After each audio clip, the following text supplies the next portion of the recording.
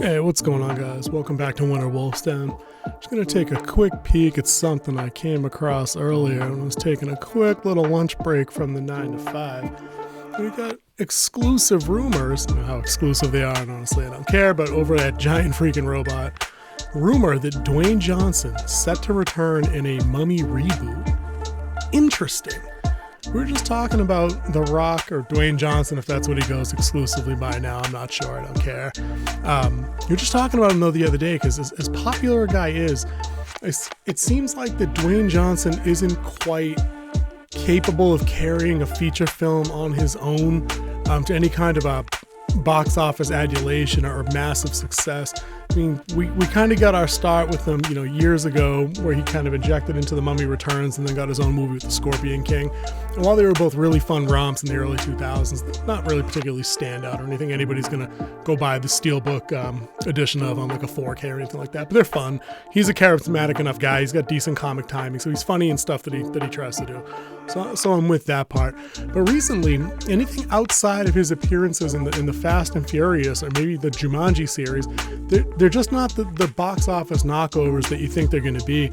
We get things like Rampage, and what was the other one with the building? It was like Skyscraper or Building. I don't know, it had like the worst title ever. But he tends to, Baywatch, he tends to get wrapped up into these projects, and I think people bank on his on-screen persona carrying otherwise garbage films.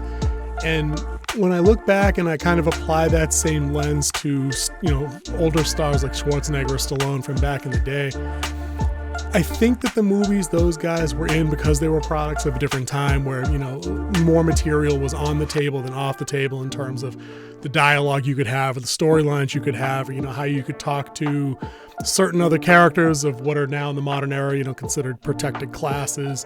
They didn't have as many rules that they had to go by to maintain ESG scores and things like that. They didn't have to have casting that existed in a certain way to make them eligible for, not that they were ever going to win, but eligible for awards from the Academy or the Oscars or whatever.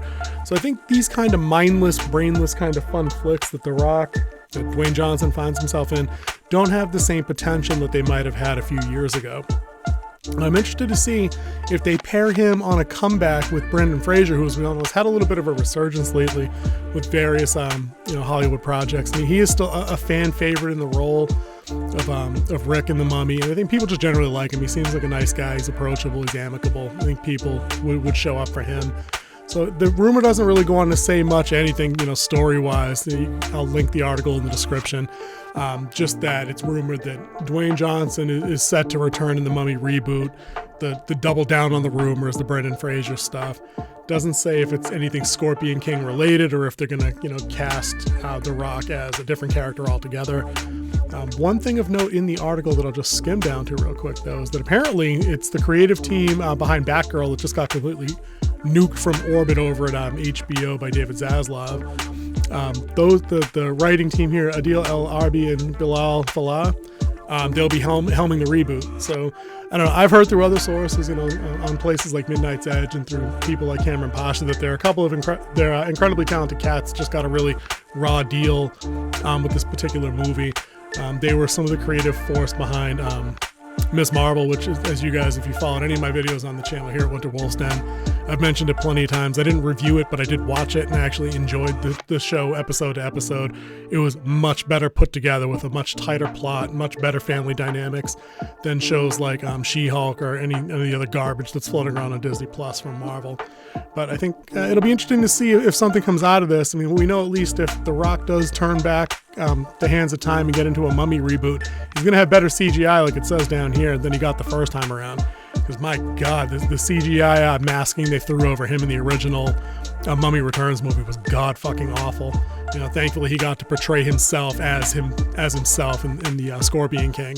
But I have nightmares of how awful and rubbery that CGI looked. Because even it looked then like what Super Nintendo graphics would look like when applied. Like, it was just awful. It was not at all well done. But that's going to be it for me on this one, guys. Just a quick one to point out a fun little rumor I came across. If any Dwayne Johnson fans in the comments, let us know if you're interested in seeing a reboot on The Mummy, or if maybe this is one better left locked away in a tomb somewhere. I'll see you in the next one. Good hunting, guys.